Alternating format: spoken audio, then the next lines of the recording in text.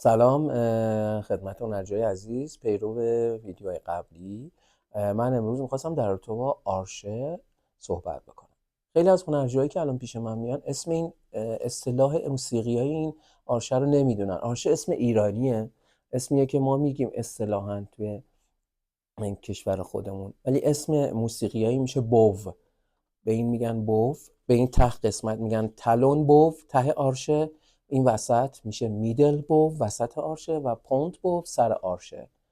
که توی کتب موسیقی یا تو پارت های ارکستر یا تو پارت هایی که برای این ساز نوشته شده به اصطلاح آرکو نوشته میشن، که همون به عنوان بو میتونید شما به عنوان بو این قطعه رو بدونید. خب حالا توضیح میدم.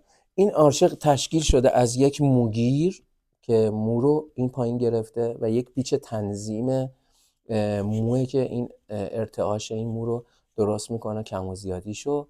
و این قسمتیه که چرم و اینا تعبیه شده برای این قسمت، برای تنظیم وزن این آرشه است.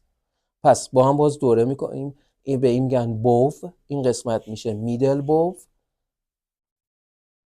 این قسمت میشه میدل بو، بله، این قسمت میشه تلون بو و این قسمت میشه پونت بو. که امیدوارم هنرجوها از این به بعد به عنوان آرشه به اصطلاح بو استفاده بکنن اسم این وسیله رو. متشکرم.